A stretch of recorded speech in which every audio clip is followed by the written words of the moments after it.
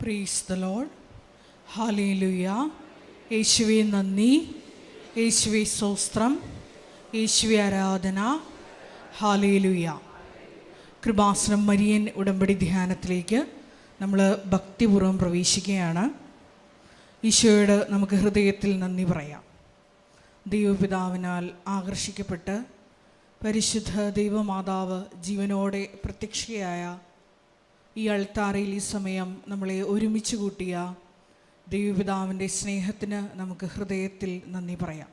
ജീവിതത്തിൻ്റെ വിവിധ ദുരന്ത മുഖങ്ങളിലായിരുന്നു കൊണ്ടാണ്, അതുമല്ലെങ്കിൽ വിവിധ ദുരന്ത മുഖങ്ങളെ അതിജീവിക്കുവാനാണ് നമ്മളും പരിശുദ്ധ അമ്മ ജീവനോടെ പ്രത്യക്ഷയായ ഈ അൾത്താരയിൽ വന്നുകൊണ്ട് പരിശുദ്ധ അമ്മയുടെ മധ്യസ്ഥതയിൽ ഉടമ്പടി എടുത്തുകൊണ്ട് ദൈവ കൃപയെ നോക്കി പാർക്കുന്നത്. ഈ ധ്യാനം നയിക്കുവാൻ പോകുന്ന കൃപാസനത്തിൻ്റെ സ്ഥാപക ഡയറക്ടറായ ബഹുമാനപ്പെട്ട VP ജോസഫ് അച്ഛനെ പ്രത്യേകമായി ദൈവപിതാവിൻ്റെ കരങ്ങളിൽ സമർപ്പിച്ച് നമുക്ക് പ്രാർത്ഥിക്കാം. ഈശോയെ, ഈ ധ്യാനത്തിലുടനീളം അച്ഛനിലൂടെ നീ തന്നെ ഞങ്ങളോട് സംസാരിക്കണമേ എന്ന് പ്രാർത്ഥിക്കുന്നു. ഈശോയെ, വചനം കേൾക്കുവാൻ ഞങ്ങളുടെ ആന്തരിക കർണപുടങ്ങളെ പ്രത്യേകമായി അഭിഷേകം ചെയ്യണമേ എന്ന് പ്രാർത്ഥിക്കുന്നു. വചനം സ്വീകരിക്കുവാൻ ഞങ്ങളുടെ ഹൃദയങ്ങളെ ഒരുക്കണമേ എന്ന് പ്രാർത്ഥിക്കുന്നു. 100 മേനി ഫലം പുറപ്പെടുവിക്കുവാൻ ഈശോയെ, വചനം ശ്രവിക്കുവാൻ ഞങ്ങളുടെ അന്തരംഗങ്ങളെ പ്രത്യേകമായി അഭിഷേകം ചെയ്ത് ഒരുക്കണമേ എന്ന് ഞങ്ങൾ പ്രാർത്ഥിക്കുന്നു.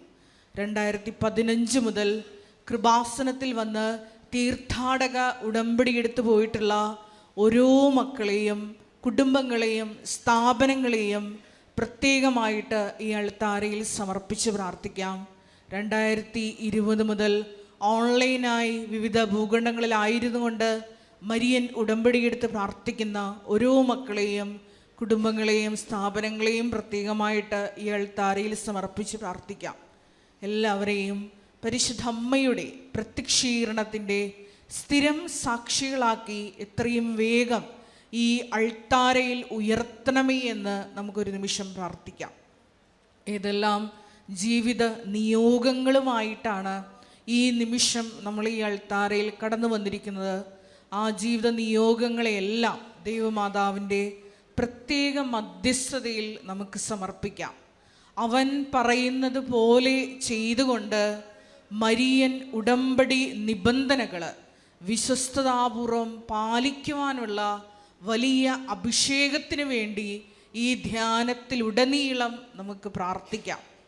കൃപ വന്ന് നമ്മളിൽ നിറയാൻ തടസ്സമായി നിൽക്കുന്ന എല്ലാ ജീവിത മേഖലകളെയും ഈ ആരാധനയിലൂടെ പ്രത്യേകമായി വെളിപ്പെട്ട് കിട്ടുവാൻ പ്രത്യേകമായിട്ട് നമുക്ക് പ്രാർത്ഥിക്കാം. ഒരിക്കൽ കൂടെ മരിയൻ ഉടമ്പടിയെടുത്ത് പ്രാർത്ഥിച്ചു പോയിട്ടുള്ള മുഴുവൻ സഹോദരങ്ങളെയും ഈ അൾത്താരയിൽ സമർപ്പിച്ചുകൊണ്ട് പരിശുദ്ധ ദൈവമാതാവിനോട് ചേർന്ന് നമുക്ക് ഇരുകരങ്ങളും ഉയർത്തി ശക്തമായി സ്തുതിച്ച് ദിവ്യകാരുണ്യനാഥനെ വരവേറ്റുകൊണ്ട് ശക്തമായി സ്തുതിക്കാം. Hallelujah, hallelujah, hallelujah. ഈശോയേ, പ്രഭാത സമയം നിന്റെ ശക്തി ഈ ആലയത്തിൽ പ്രകടമാക്കണമേ എന്ന് പ്രാർത്ഥിക്കുന്നു.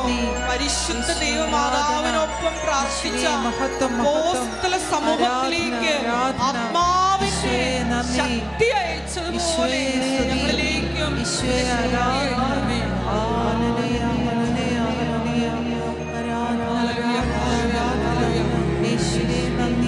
മഹത്വം ആഗ്രഹിച്ച് സ്തുതിച്ച് പ്രാർത്ഥിക്കാം. ആത്മാവിന്റെ കൃപകൾക്ക് വേണ്ടി ദാഹിച്ച് പ്രാർത്ഥിക്കാം. ദൈവത്തിന്റെ വലിയ ഇടപെടലുകൾ ജീവിതത്തിൽ ഉണ്ടാകുവാൻ ഇട്ടുകൊടുത്ത് പ്രാർത്ഥിക്കാം. Hallelujah, hallelujah, hallelujah. മഹത്വം, മഹത്വം, ആരാധന, ആരാധന. ഹല്ലേലൂയ, ഹല്ലേലൂയ, ഹല്ലേലൂയ, മഹത്വം, മഹത്വം, ആരാധന, ആരാധന. Hallelujah, hallelujah, hallelujah, hallelujah, hallelujah, hallelujah, hallelujah. പരിശുദ്ധ പരമ ദിവ്യ കാരുണ്യത്തിന്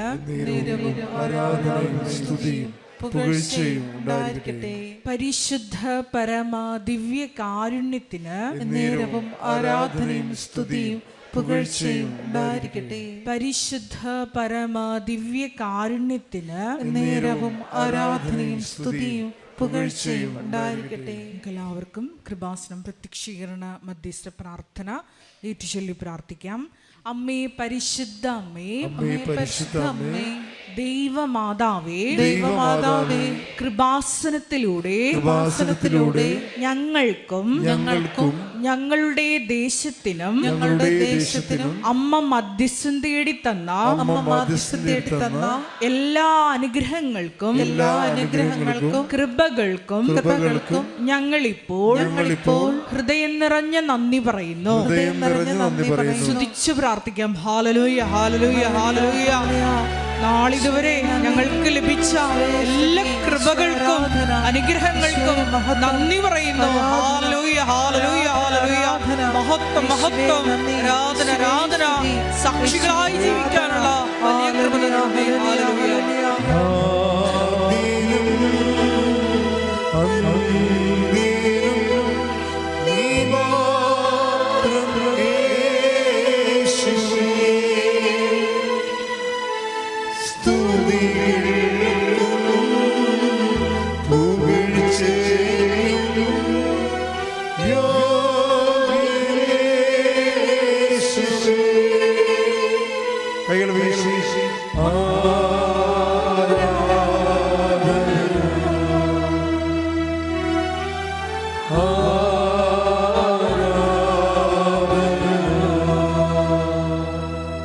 പരിശുദ്ധ പരമ ദിവ്യ കാരുണ്യത്തിന് നേരവും ആരാധനയും സ്തുതിയും പുകഴ്ചയും ഉണ്ടായിരിക്കട്ടെ. പരിശുദ്ധ പരമ ദിവ്യ കാരുണ്യത്തിന് നേരവും ആരാധനയും സ്തുതിയും പുകഴ്ചയും ഉണ്ടായിരിക്കട്ടെ. പരിശുദ്ധ പരമ ദിവ്യ കാരുണ്യത്തിന് നേരവും ആരാധനയും സ്തുതിയും പുകഴ്ചയും ഉണ്ടായിരിക്കട്ടെ. അമ്മേ പരിശുദ്ധ അമ്മേ, അമ്മേ പരിശുദ്ധ അമ്മേ, ദൈവമാതാവേ, ദൈവമാതാവേ, 2004 ഡിസംബർ 7-ാം തീയതി ഉച്ചകഴിഞ്ഞ് 2:30 കൃപാസനത്തിൽ സംഭവിച്ച അമ്മയുടെ പ്രത്യക്ഷപ്പെടലിനെ കുറിച്ച് തിരുസഭയ്ക്ക് സമർപ്പിച്ചിരിക്കുന്ന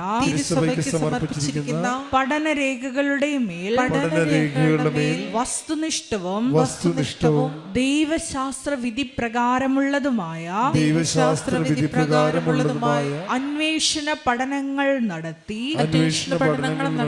ആ പ്രത്യക്ഷപ്പെടലിലൂടെ പ്രകടമായ ദൈവമാതാവിന്റെ പ്രത്യേക കരുതലും സംരക്ഷണവും വെളിപ്പെടുത്തുന്ന പീഡിതരുടെ ആശ്വാസവും പ്രവാചകന്മാരുടെ രാജ്ഞിയും വാഗ്ദാനത്തിന്റെ പേടകവും പ്രപഞ്ച പ്രകൃതിയുടെ മാതാവുമായ പരിശുദ്ധ അമ്മയുടെ ഭക്തി തിരുസഭയിൽ കൂടുതൽ പ്രചരിച്ച് ജീവിതത്തിന്റെ ദുരന്ത അവസ്ഥകളിൽ അകപ്പെട്ടു കഴിയുന്ന അനേകായിരം മക്കൾക്ക് ദൈവത്തിന്റെ സാന്നിധ്യവും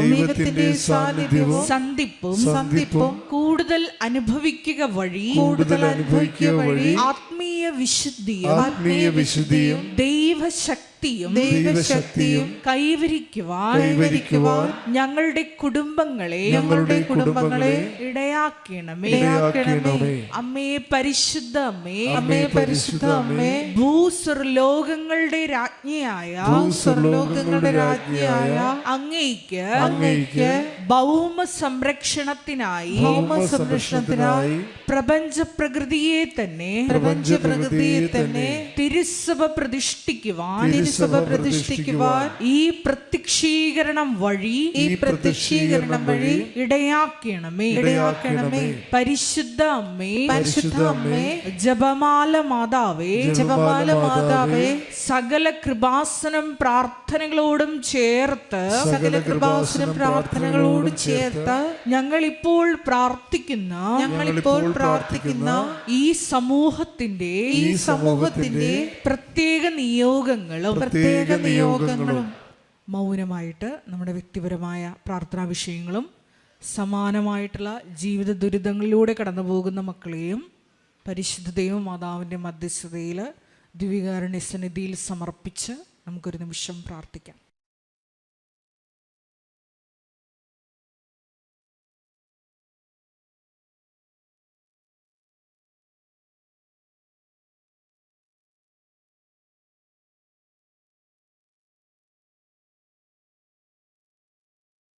അമ്മയുടെ പ്രത്യക്ഷീകരണത്തിന്റെ ഈ അനുഗ്രഹവേളയിൽ ഞങ്ങൾക്ക് സാധിച്ചു തരുവാൻ കനിയണമേ. ആമേൻ. സ്തുതിച്ചു പ്രാർത്ഥിക്കാം. Hallelujah, hallelujah, hallelujah. മഹത്വം. മരിയനോട് ഉടമ്പടിയെടുത്ത് പ്രാർത്ഥിക്കുന്ന ഞങ്ങളുടെ ഓരോരുത്തരുടെയും കുടുംബങ്ങളെ വിശുദ്ധീകരിക്കണമേ, ശക്തീകരിക്കണമേ, ആത്മാവാൽ വഴി നടത്തണമേ. Hallelujah, hallelujah, hallelujah. മഹത്വം. ആരാധന. Hallelujah, hallelujah. മഹത്വം. ആരാധന. Hallelujah, hallelujah, hallelujah. ആദ്യമേ തന്നെ എനിക്ക് കിട്ടിയ എല്ലാ അനുഗ്രഹങ്ങൾക്കും കൃപാസന മാതാവിനും ദൈവ തിരുക്കുമാരനും 1000 നന്ദി പറയുന്നു. എൻ്റെ പേര് ലിയ. ഞാൻ ആലുവയിൽ നിന്നാണ് വരുന്നത്. ഞാൻ 2019 ആദ്യമായിട്ട് കൃപാസനത്തിൽ വന്ന് ഉടമ്പടി എടുക്കുന്നത്. അന്ന് എനിക്ക് വലിയ നിയോഗങ്ങളൊന്നും ഉണ്ടായിരുന്നില്ല. നേഴ്സിംഗ് കഴിഞ്ഞിട്ട് എനിക്ക് കുറച്ച് ഗ്യാപ്പ് ഉണ്ടായിരുന്നു. അപ്പോൾ എനിക്കൊരു ജോലി ലഭിക്കണം എന്നതായിരുന്നു എൻ്റെ നിയോഗം വെച്ചിരുന്നത്. ഞാൻ പഠിച്ചു കഴിഞ്ഞിട്ട് എനിക്കൊരു 4 വർഷത്തെ ഗ്യാപ്പ് ഉണ്ടായിരുന്നു. അപ്പം ജോലി ലഭിക്കണമെന്ന് നിയോഗം വെച്ചതിന് ശേഷം ഞാൻ വീട്ടിൽ ചെന്നു. ഞാൻ ഉടമ്പടി പ്രാർത്ഥന ചൊല്ലി തുടങ്ങി. അതിനുശേഷം ഞാൻ CV കൊണ്ടുവന്ന് കൊടുത്തു. അപ്പോൾ ഞാൻ പഠിച്ച ഹോസ്പിറ്റലിൽ തന്നെ ഞാൻ ആദ്യം CV കൊണ്ടുവന്ന് കൊടുത്തു. പിറ്റേ ദിവസം തന്നെ അവരെന്നെ വിളിച്ചു. അവിടെ ഞാൻ 1 വർഷക്കാലം ജോലി ചെയ്തു. അതിനുശേഷം ഞാൻ കോവിഡിൻ്റെ ടൈമായി. അപ്പോൾ ഞാൻ OET പഠിക്കാം എന്നുള്ള രീതിയിൽ OETക്ക് ജോയിൻ ചെയ്തു. പക്ഷേ കോവിഡ് വന്നതുകൊണ്ട് പിന്നെ അത് കണ്ടിന്യൂ ചെയ്യാൻ പറ്റിയില്ല. അപ്പോൾ പിന്നെയും ഗ്യാപ്പായി. പിന്നെയും വിഷമിച്ച് പിന്നെയും CV പലയിടത്തും കൊടുത്തു. അങ്ങനെ അടുത്തുള്ളൊരു മെഡിക്കൽ കോളേജിൽ എനിക്ക് 2ാമത് ജോലി ലഭിച്ചു. അപ്പോൾ കോവിഡിലാണ് ജോലി ചെയ്യേണ്ടതെന്ന് പറഞ്ഞു. ഞാൻ പറഞ്ഞു കുഴപ്പമില്ല, കോവിഡിൽ തന്നെ ജോലി ചെയ്യാം. അങ്ങനെ 6 മാസക്കാലം കോവിഡിൽ ജോലി ചെയ്തു. കോവിഡിൽ ജോലി ചെയ്യുന്ന സമയത്ത് 6 മാസം കഴിഞ്ഞപ്പോൾ എനിക്കൊരു കിഡ്നി സ്റ്റോണിൻ്റെ സർജറി ആവശ്യമായിട്ട് വന്നു. അങ്ങനെ കുറച്ച് ലീവ് വന്നപ്പോൾ അവർ പറഞ്ഞു ഇനി ഇവിടെ കണ്ടിന്യൂ ചെയ്യാൻ പറ്റില്ല, ഇനി ജോലി ഇവിടെ ഇല്ലെന്ന് പറഞ്ഞു. അപ്പോൾ ഞാൻ പറഞ്ഞു എനിക്ക് 6 മാസം ജോലി ചെയ്ത എക്സ്പീരിയൻസ് സർട്ടിഫിക്കറ്റ് എനിക്ക് തരാമോ എന്ന് ചോദിച്ചു. അപ്പോൾ അവർ പറഞ്ഞു എക്സ്പീരിയൻസ് സർട്ടിഫിക്കറ്റ് തരാൻ പറ്റില്ല, 1 വർഷം ജോലി ചെയ്താലേ എക്സ്പീരിയൻസ് സർട്ടിഫിക്കറ്റ് തരുള്ളൂ എന്ന് പറഞ്ഞു. ഞാൻ ആകെ വിഷമിച്ചു. 6 മാസം ഞാൻ വളരെ വിഷമിച്ചാണ് കോവിഡിൽ ജോലി ചെയ്തത്. എക്സ്പീരിയൻസ് സർട്ടിഫിക്കറ്റ് തരില്ല എന്ന് പറഞ്ഞപ്പോൾ എനിക്ക് ഭയങ്കര വിഷമമായി. ഞാനങ്ങനെ കൃപാസനത്തിൽ വന്ന് ഉടമ്പടി ഞാൻ പുതുക്കി. ഞാൻ അമ്മയോട് പറഞ്ഞു, അമ്മ എനിക്ക് എക്സ്പീരിയൻസ് സർട്ടിഫിക്കറ്റ് തരണം, എനിക്ക് ആകെ 1 വർഷത്തെ എക്സ്പീരിയൻസേ ഉള്ളൂ, ഞാൻ പിന്നെ വർക്ക് ചെയ്ത് 6 മാസം കൂടി എനിക്ക് നീ തരണം എന്ന് ഞാൻ പറഞ്ഞു. അമ്മയോട് കരഞ്ഞു പറഞ്ഞു. തിരിച്ച് ഞാൻ വീട്ടിൽ ചെന്നപ്പോൾ എൻ്റെ പപ്പ എന്നോട് പറഞ്ഞു നീ വിഷമിക്കണ്ട, നമുക്കൊരാളോട് ചോദിച്ച് നോക്കാം, ആളോട് പറഞ്ഞിട്ട് അവിടുത്തെ മാനേജ്മെൻറ്റിൽ പറഞ്ഞ് ചിലപ്പോൾ സർട്ടിഫിക്കറ്റ് കിട്ടും എന്ന് പറഞ്ഞു. അങ്ങനെ ഞങ്ങൾ അവിടെ ചെന്ന് പറഞ്ഞു. അപ്പോൾ ആൾ പറയാമെന്ന് പറഞ്ഞു. അങ്ങനെ മാതാവിൻ്റെ അനുഗ്രഹത്താൽ എനിക്ക് അവിടെ നിന്ന് എക്സ്പീരിയൻസ് സർട്ടിഫിക്കറ്റ് ഞാൻ തിരിച്ച് അവിടെ ചെന്നപ്പോൾ ഒരു വാക്ക് പോലും അതുവരെ 2-3 തവണ ഞാൻ പോയി ചോദിച്ചപ്പോൾ അവർ തരില്ല എന്ന് പറഞ്ഞതാണ്. പക്ഷേ അവിടെ ചെന്നപ്പോൾ അവർ പറഞ്ഞു തരാം എക്സ്പീരിയൻസ് സർട്ടിഫിക്കറ്റ്. അപ്പം തന്നെ എനിക്ക് എഴുതി എക്സ്പീരിയൻസ് സർട്ടിഫിക്കറ്റ് തന്നു. അതിനുശേഷം ഞാൻ പിന്നെയും OET പഠിക്കാനായിട്ട് ജോയിൻ ചെയ്തു. പക്ഷേ എനിക്ക് എക്സാം എഴുതാനുള്ള ധൈര്യം ഉണ്ടായിരുന്നില്ല. കാരണം 35 രൂപ അടയ്ക്കണം, അതിനുള്ള ഇതില്ല, എഴുതിയാലും കിട്ടില്ല എന്നുള്ളൊരു വിഷമം എൻ്റെ ഉള്ളിലുണ്ടായിരുന്നു. അതുകൊണ്ട് പിന്നെയും അത് മുടങ്ങിപ്പോയി. പിന്നെ ഞാൻ അമ്മ മാതാവിൻ്റെ അടുത്ത് ആദ്യമേ തന്നെ വന്നപ്പോൾ തന്നെ ഒരു നിയോഗം വെച്ചിരുന്നു, എനിക്ക് വിദേശത്ത് പോകാനായിട്ട് അമ്മ എന്നെ അനുഗ്രഹിക്കണം എന്ന് ഞാൻ പറഞ്ഞിട്ടുണ്ടായിരുന്നു. പക്ഷേ അമ്മ മാതാവ് അത് ഏറ്റെടുത്തു. പക്ഷെ ഞാൻ വിചാരിച്ചത് എൻ്റെ വഴി OET എടുത്തിട്ട് വേറെ ഇംഗ്ലീഷ് സംസാരിക്കുന്ന രാജ്യത്തേക്ക് പോകാമെന്നാണെന്ന് ഓർത്ത് ഞാൻ അതിൻ്റെ പുറകെയാണ് നടന്നത്. പിന്നീട് ഞാൻ വന്ന് ഉടമ്പടി പുതുക്കിയപ്പോൾ ഞാൻ അമ്മ മാതാവിനോട് ചോദിച്ചു, അമ്മ മാതാവ് എനിക്ക് വേണ്ടി എന്താണോ നിശ്ചയിച്ചിരിക്കുന്നത് അത് എനിക്ക് തിരഞ്ഞെടുത്ത് തരണമെന്ന് പറഞ്ഞ് പ്രാർത്ഥിച്ചു. അതേ തുടർന്ന് എനിക്കൊരു ദിവസം പെട്ടെന്ന് എൻ്റെ ഫോണിലേക്ക് ഉടമ്പടിയൊക്കെ പുതുക്കി കഴിഞ്ഞതിന് ശേഷം ഞാൻ വീട്ടിലിരിക്കുമ്പോൾ എൻ്റെ ഫോണിലേക്ക് ഒരു നോർക്ക റൂട്ട്സിൻ്റെ ഒരു ഇത് വന്നായിരുന്നു. ജർമ്മനിയിലേക്ക് നഴ്സുമാരെ കൊണ്ടുപോകണതിൻ്റെ ബാച്ച് 3 ആയിരുന്നു അത്. അപ്പം അത് കണ്ടപ്പോൾ ഞാൻ ഓർത്തു, ജർമ്മൻ ഭാഷ പഠിക്കാൻ എനിക്ക് പറ്റില്ല. അതിന് മുന്നേ എൻ്റെ ഒരു കസിൻ ജർമ്മനിക്ക് പോയപ്പോൾ എൻ്റെ അച്ചാച്ചൻ എന്നോട് പറഞ്ഞു, നീ ജർമ്മൻ പഠിക്കേ, നിനക്ക് ജർമ്മനിക്ക് പോകാമെന്ന് പറഞ്ഞു. ഞാൻ പറഞ്ഞു, ജർമ്മൻ പഠിക്കാൻ പറ്റില്ല, അത് ഭയങ്കര പാടാണ്, എനിക്കത് പഠിച്ചാൽ കിട്ടില്ല, ഞാനൊരു ആവറേജ് സ്റ്റുഡൻ്റാണ്, എനിക്കത് കിട്ടില്ല. അങ്ങനെ പറഞ്ഞ് ഞാനിങ്ങനെ ഇരിക്കുമ്പോൾ ഇത് കണ്ടപ്പോൾ ഞാൻ ഓർത്തു എന്നാൽ അപ്ലൈ ചെയ്യാമെന്ന് ഓർത്തിട്ട് ഞാൻ കൃപാസന മാതാവിൻ്റെ കാശ് വെച്ച് ഞാൻ അത് അപ്ലൈ ചെയ്തു. കുറച്ച് ദിവസം കഴിയുമ്പോൾ തന്നെ എനിക്ക് റിപ്ലൈ വന്നു, അതിൽ സെലക്ട് ആയിട്ടുണ്ട്, ട്രിവാൻഡ്രത്ത് വന്ന് ഇൻ്റർവ്യൂ അറ്റൻഡ് ചെയ്യണമെന്ന് പറഞ്ഞു. ഞാൻ ട്രിവാൻഡ്രത്ത് ഇൻ്റർവ്യൂവിന് പോയി. ഞാൻ കൃപാസന മാതാവിൻ്റെ ലോക്കറ്റായിട്ടാണ് പോണത്. അവിടെ ചെന്ന് ഇൻ്റർവ്യൂ അറ്റൻഡ് ചെയ്ത് തിരിച്ച് വന്ന് കുറച്ച് ദിവസം കഴിയുമ്പോൾ തന്നെ എനിക്ക് മെയിൽ വന്നു, ഇൻ്റർവ്യൂവിൽ കിട്ടിയിട്ടുണ്ട്, ഇനി ക്ലാസ് അറ്റൻഡ് ചെയ്യാമെന്ന് പറഞ്ഞു. എൻ്റെ ഏറ്റവും വലിയ ടെൻഷൻ എന്ന് പറയുന്നത് OET എഴുതി എൻ്റെ പൈസ വെറുതെ പോകും, ഞാനത് എഴുതിയാൽ ശരിയാവില്ല. അപ്പം അമ്മ മാതാവിന് മനസ്സിലായി ഞാനത് ഒരിക്കലും എഴുതൂല, ഒരു എക്സാം ഞാൻ എഴുതൂല എന്ന് അമ്മ മാതാവിന് മനസ്സിലായതുകൊണ്ടാണ് എനിക്ക് ഈ വഴി കിട്ടിയത്. അപ്പം നോർക്ക റൂട്ട്സിൽ ചെന്നപ്പോൾ ഒരു പൈസ പോലും കൊടുക്കേണ്ടി വന്നില്ല. A1 A2 B1 എല്ലാ പരീക്ഷയും അവർ തന്നെയാണ് എക്സാം ഫീസ് അടയ്ക്കുന്നതും റിക്രൂട്ട്മെൻറ്റിൻ്റെ ക്യാഷും എല്ലാം. 1 രൂപ പോലും എനിക്ക് ചിലവാകാതെ തന്നെ എൻ്റെ B1 വരെ ഞാൻ കംപ്ലീറ്റ് ചെയ്തു. B1 എക്സാമിന് ഞാൻ എക്സാം എഴുതി. അപ്പോൾ എനിക്ക് ഭയങ്കര പാടായിരുന്നു B1, കാരണം ജർമ്മൻ എനിക്ക് ഭയങ്കര പാടാണ്. എനിക്കത് കിട്ടുമെന്ന് ഒട്ടും പ്രതീക്ഷ എനിക്കുണ്ടായിരുന്നില്ല. ഞാൻ കൃപാസന മാതാവിൻ്റെ ലോക്കറ്റായിട്ടാണ് ഞാൻ എക്സാമിന് പോകുന്നത്. പോയി കഴിഞ്ഞ് ഇറങ്ങിക്കഴിഞ്ഞപ്പോൾ ഞാൻ ഉപ്പ് എൻ്റെ കയ്യിലുണ്ടായിരുന്നു. ഞാൻ അവിടെ ഒരു അരികത്ത് വെച്ചിട്ട് ഞാൻ പറഞ്ഞു, അമ്മ മാതാവ്, ഇനി ഈ കോമ്പൗണ്ടിൽ എനിക്ക് വരാൻ നീ ഇടവരുത്തരുത്, ഇനി രണ്ടാമത് എഴുതാനൊരു അവസരം നീ ഉണ്ടാക്കരുതെന്ന് പ്രാർത്ഥിച്ചിട്ടാണ് ഞാൻ അവിടെ നിന്ന് പോകുന്നത്. ഞാൻ വീട്ടിൽ വന്നു. ഡിസംബർ 24-ാം തീയതിയാണ് എൻ്റെ റിസൾട്ട് വരുന്നത്. അപ്പം ഞാൻ ഒട്ടും പ്രതീക്ഷിക്കുന്നില്ല, കാരണം എനിക്ക് റീഡിങ്ങും ലിസണിങ്ങും ഭയങ്കര പാടായിരുന്നു. അപ്പോൾ ഒട്ടും ഞാൻ പ്രതീക്ഷിക്കാത്തതുകൊണ്ട് തന്നെ എനിക്ക് കിട്ടില്ലല്ലോ, 2 എണ്ണമെങ്കിലും അമ്മ മാതാവ് തന്നാൽ മതി എന്ന് ഓർത്താണ് ഞാൻ റിസൾട്ട് തുറക്കുന്നത്. അപ്പോൾ എൻ്റെ റിസൾട്ട് നോക്കിയപ്പോൾ ഞാൻ 4 എനിക്ക് കിട്ടി. ഫസ്റ്റ് അറ്റംപ്റ്റിൽ തന്നെ എനിക്ക് 4 കിട്ടി. ഞാൻ എന്നിട്ട് സർട്ടിഫിക്കറ്റ് മേടിക്കാനായിട്ട് ഞാൻ എൻ്റെ പഠിച്ച സ്ഥലത്ത് പോയപ്പോൾ എൻ്റെ മാം പറഞ്ഞു, ഗോഡ്സ് ഗ്രേസ് വിത്ത് യു എന്ന് പറഞ്ഞു, നിൻ്റെ കൂടെ ദൈവം ഉണ്ടെന്ന് എന്നോട് പറഞ്ഞു. ശരിയാണ്, കാരണം എനിക്ക് എൻ്റെ മാർക്ക് കണ്ടാൽ അറിയാം എൻ്റെ മാതാവ് എനിക്ക് തന്നതാണെന്ന്. അങ്ങനെ അത് കഴിഞ്ഞ് ഞാൻ ഇൻ്റർവ്യൂ, ജർമ്മനി ഒരു ഹോസ്പിറ്റലിൽ കയറാനായിട്ടുള്ള ഇൻ്റർവ്യൂ വന്നു. പക്ഷേ എനിക്ക് ഇൻ്റർവ്യൂ പാസ്സാവാൻ കഴിയുന്നില്ലായിരുന്നു. ഞാൻ കുറേ വിഷമിച്ചു, ഞാൻ ഒത്തിരി പ്രാർത്ഥിച്ചു. അങ്ങനെ പിന്നെയും വന്ന് ഞാൻ ഉടമ്പടി പുതുക്കി, അമ്മ എനിക്കൊരു ഇൻ്റർവ്യൂ തരണം എന്ന് പറഞ്ഞ് ഞാൻ പ്രാർത്ഥിച്ചു. ഇവിടെ നിന്ന് പോയി സെപ്റ്റംബർ 1-ാം തീയതി ഞാൻ ഉടമ്പടി എടുത്തു. 14-ാം തീയതി എനിക്കൊരു ഇൻ്റർവ്യൂ ഉണ്ടായിരുന്നു. ആ ഇൻ്റർവ്യൂവിന് ഞാൻ ഒത്തിരി വിഷമിച്ചിട്ട് ഞാൻ നീലത്തിരി കത്തിച്ച് വെച്ചിട്ടാണ് ഞാൻ ഇൻ്റർവ്യൂ അറ്റൻഡ് ചെയ്തത്. ഓൺലൈൻ ഇൻ്റർവ്യൂ ആയിരുന്നു. അങ്ങനെ ആ ഇൻ്റർവ്യൂ കഴിഞ്ഞ് സെപ്റ്റംബർ 23-ാം തീയതി ആ ഇൻ്റർവ്യൂവിൻ്റെ റിസൾട്ട് വന്നു. അപ്പോൾ എനിക്കത് കിട്ടി. അതിനുശേഷം ഡിസംബറിൽ എൻ്റെ വിസ വന്നു. ഈ 31-ാം തീയതി എൻ്റെ ജർമ്മനിയിലേക്ക് പോകാനുള്ള ടിക്കറ്റും വന്നു. 1 രൂപ പോലും എൻ്റെ കയ്യിൽ നിന്ന് എൻ്റെ അമ്മ മാതാവ് ചിലവാക്കാൻ ഇടവരുത്താതെ, ഒരാളുടെ സഹായം പോലും ചോദിക്കാൻ ഇടവരുത്താതെ എൻ്റെ അമ്മ മാതാവ് എല്ലാം ശരിയാക്കി തന്നു. അതുപോലെ തന്നെ ഞാനിവിടെ വന്ന് ഉടമ്പടി എടുത്തപ്പം എൻ്റെ അമ്മയ്ക്ക് ഭയങ്കര വിശ്വാസമാണ് മാതാവ് എല്ലാം തരും എന്നുള്ളത്. അപ്പം അമ്മ എന്നോട് പറഞ്ഞു, നീ ഒരു ദിവസം ഉടമ്പടിയിൽ എൻ്റെ കാര്യം കൂടെ വെക്ക്, എൻ്റെ അസുഖമൊക്കെ മാറാൻ വേണ്ടി വെക്കെന്ന് പറയുമായിരുന്നു. അങ്ങനെ ഞാൻ, മമ്മിക്കാണെങ്കിൽ 15 വർഷമായിട്ട് ഷുഗറുണ്ട്. അപ്പം ഞാൻ വിചാരിച്ചു ഷുഗർ മാറില്ലല്ലോ, 15 കൊല്ലമായിട്ടുള്ള ഷുഗറല്ലേ. അപ്പം ഞാൻ എന്നാലും അമ്മ മാതാവിൻ്റെ ഇതിൽ ഞാൻ വെച്ചു, അമ്മ മമ്മിയുടെ വിശ്വാസമല്ലേ, 15 വർഷമാണെങ്കിലും അത് മാറ്റി കൊടുക്കണമെന്ന് ഞാൻ വെച്ചു. അങ്ങനെ ഞാൻ ഇവിടെ നിന്ന് ചെന്ന് തൈലവും ഉപ്പും മമ്മിയുടെ കയ്യിലുണ്ട്, മമ്മി അതെന്നും കഴിക്കലുണ്ട്. അങ്ങനെ ഒരു ദിവസം ഉടമ്പടിയിൽ വെച്ചതിന് ശേഷം 2-3 ദിവസം കഴിഞ്ഞപ്പോൾ ഞാൻ പറഞ്ഞു, ഷുഗർ ഒന്ന് ചെക്ക് ചെയ്ത് നോക്കാം, ഞാൻ ഉടമ്പടിയിൽ വെച്ചതല്ല, അമ്മ മാതാവ് എന്തെങ്കിലും മാറ്റം വരുത്തിയിട്ടുണ്ടോ എന്ന് അറിയാലോ എന്ന് പറഞ്ഞിട്ട് ഞാൻ നോക്കിയപ്പോൾ ഉണ്ട് ഷുഗർ വളരെ നോർമലായി. 110 താഴെയാണ് ഫാസ്റ്റിംഗ് ലെവൽ കാണിക്കുന്നത്.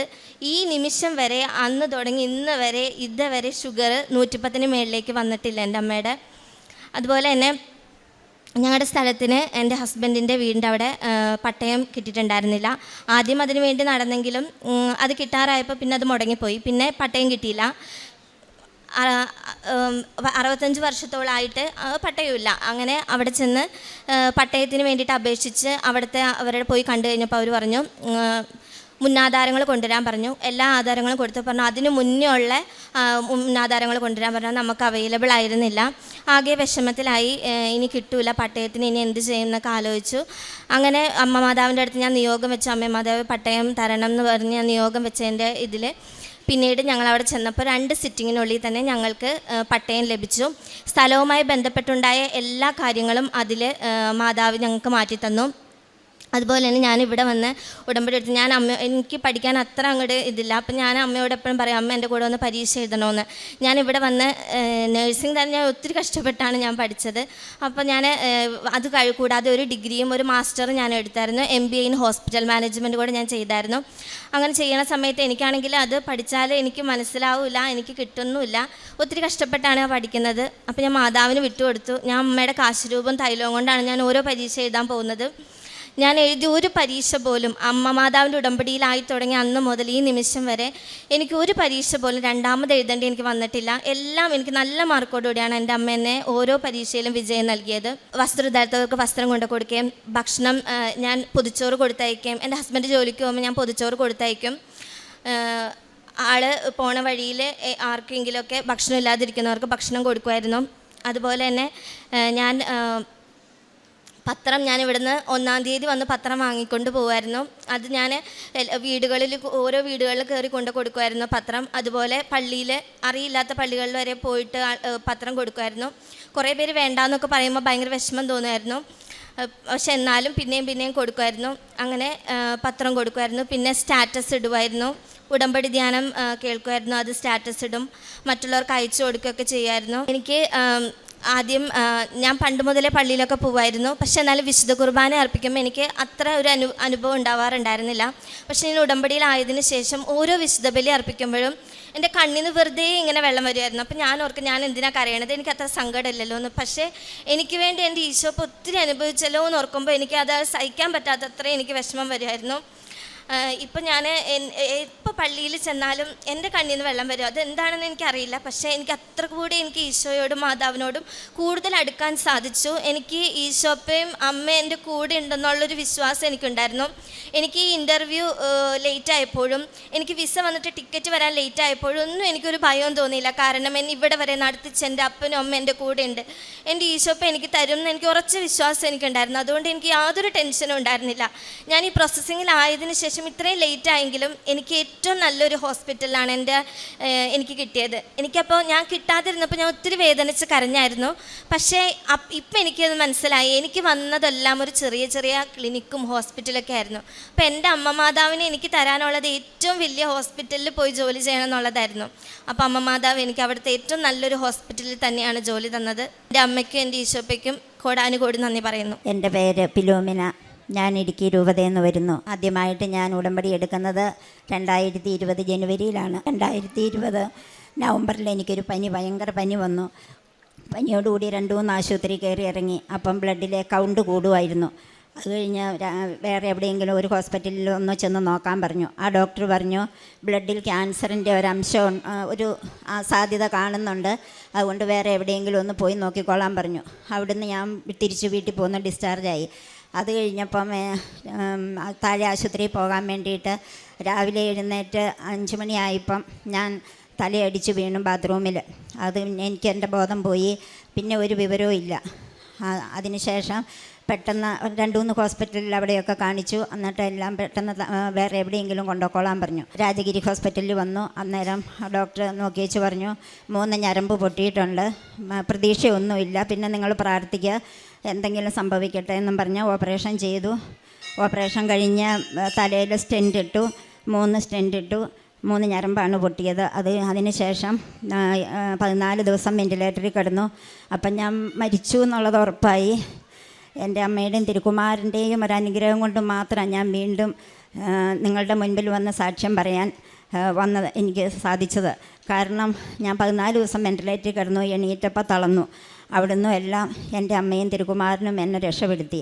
അതിനുശേഷം വീണ്ടും ചെക്കപ്പിന് അന്ന് 15 ലക്ഷം രൂപയോളമായി. പിന്നെ അടുത്ത ചെക്കപ്പിന് ചെന്ന് കഴിഞ്ഞപ്പോൾ 3 മാസം കഴിഞ്ഞ് അവർ പറഞ്ഞു, സ്റ്റെൻറ്റ് ഇട്ടെടുത്ത് 3 മുഴകളുണ്ട്, അത് എത്രയും പെട്ടെന്ന് ഓപ്പറേഷൻ ചെയ്തില്ലെങ്കിൽ 1 വലുതാണ്, 2 ചെറുതാണ്. അപ്പോൾ അത് ഓപ്പറേഷൻ ചെയ്തില്ലെങ്കിൽ പൊട്ടിയ ആൾ മരിക്കുമെന്ന് പറഞ്ഞു. അപ്പം ഞങ്ങൾ എന്താ ചെയ്യണേന്ന് ഓർത്തിങ്ങനെ പ്രാർത്ഥിച്ചു. അമ്മയുടെ അടുത്തും വന്ന് പ്രാർത്ഥിച്ചു. അവിടെ അന്വേഷിച്ചപ്പോൾ 10 ലക്ഷം രൂപയാകുമെന്ന് പറഞ്ഞു. അത് കഴിഞ്ഞ് എൻ്റെ മോള് ചെന്ന് ശ്രീചിത്രയിൽ അന്വേഷിച്ചപ്പോൾ 7 ലക്ഷം പറഞ്ഞു. അവിടുന്ന് പിന്നെ ഞങ്ങൾ അവിടുന്ന് പോയി ശ്രീചിത്രയിൽ ഇവിടെ വന്ന അച്ഛനെ കണ്ട് പ്രാർത്ഥിച്ച് അച്ഛനോട് വിവരങ്ങളെല്ലാം തുറന്ന് പറഞ്ഞു. എന്നിട്ട് അച്ഛൻ തലയ്ക്ക് പിടിച്ച് പ്രാർത്ഥിച്ചു. ഒരു മണിക്കൂർ കുറേ സമയം പ്രാർത്ഥിച്ചിട്ട് അച്ഛൻ പറഞ്ഞു ഒരു ഓപ്പറേഷനും നടക്കുകയില്ല, ധൈര്യമായിട്ട് പോയിട്ട് വരാൻ പറഞ്ഞു. അതിനുശേഷം ഞങ്ങൾ ശ്രീചിത്രയിൽ ചെന്നു, എല്ലാ ടെസ്റ്റുകളും നടത്തി അവിടെ അഡ്മിറ്റാക്കി. നാളെ 10 മണിക്ക് ഓപ്പറേഷൻ നിശ്ചയിച്ചു. അത് കഴിഞ്ഞ് അന്ന് ഡോക്ടർ ഓപ്പറേഷൻ ചെയ്തില്ല, പിറ്റേ ദിവസവും ചെയ്തില്ല. അതിൻ്റെ പിറ്റേ ദിവസം പറഞ്ഞു ഫിലോമിനയുടെ ബ്ലഡ് ഒന്നോടെ നോക്കണമെന്ന് പറഞ്ഞു. നോക്കിക്കഴിഞ്ഞേച്ച് എൻ്റെ ഹസ്ബൻഡിനെ എന്നെ മോളെയും വിളിച്ചിട്ട് പറഞ്ഞു ഞാൻ ഈ ഓപ്പറേഷൻ എൻ്റെ കൈകൊണ്ട് ചെയ്യില്ല, ചെയ്തു കഴിഞ്ഞാൽ മമ്മി മരിച്ചു പോകും, അതുകൊണ്ട് ഞാൻ ചെയ്യില്ല മോളെന്ന് പറഞ്ഞു.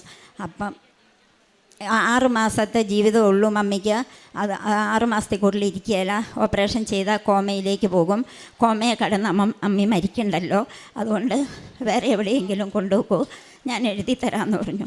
അപ്പം ഡോക്ടറെ ഞങ്ങൾ പൈസയും കെട്ടിവെച്ച് ഇനി ഞങ്ങൾ ഇതിലേ പോകുമെന്ന് ഹസ്ബൻഡ് ചോദിച്ചു. അന്നേരം പറഞ്ഞു എവിടെ കൊണ്ടുപോയാലും വേണ്ടില്ല, ഞാൻ എൻ്റെ കൈ കൊണ്ട് ചെയ്യില്ല എന്ന് പറഞ്ഞു. അത് കഴിഞ്ഞ് ഞങ്ങൾ തിരിച്ചു പോന്നു, കെട്ടിവെച്ച പൈസയും തന്നു, ഞങ്ങൾ പോന്നു.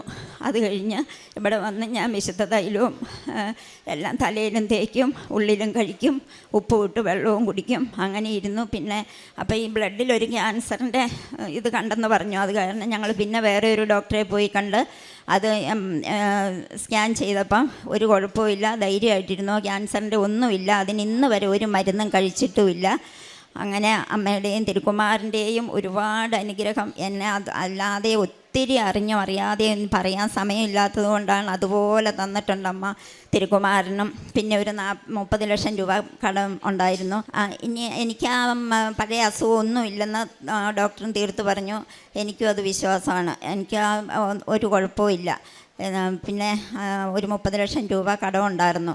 അത് 8 വർഷമായി ബാങ്കിൽ പലിശ അടച്ച് ഇങ്ങനെ പുതുക്കിക്കൊണ്ടിരിക്കുമായിരുന്നു. ഹൗസിംഗ് ലോൺ ആയിരുന്നു.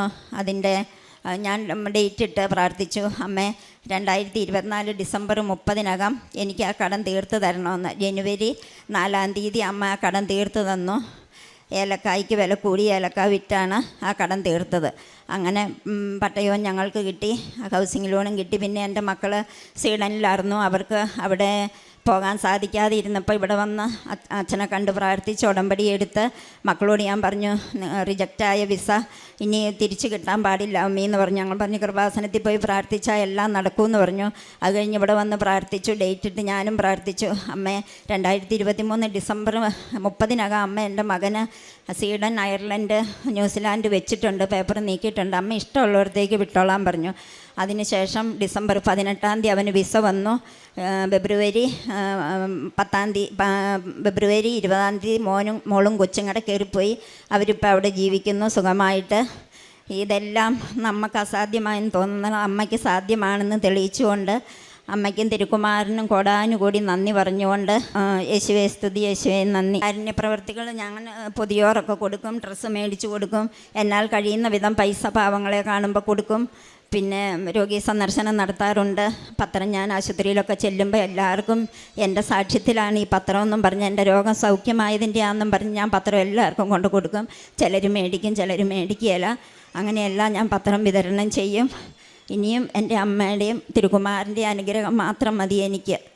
ഇന്ന് ഞാൻ ജീവിക്കുന്നത് അമ്മയും തിരുക്കുമാരനും, മരണത്തിൽ നിന്ന് ജീവനിലേക്ക് എന്നെ കൊണ്ടുവന്നത് എൻ്റെ അമ്മയും തിരുക്കുമാരനുമാണ്. യേശുവേ നന്ദി, യേശുവേ സ്തുതി.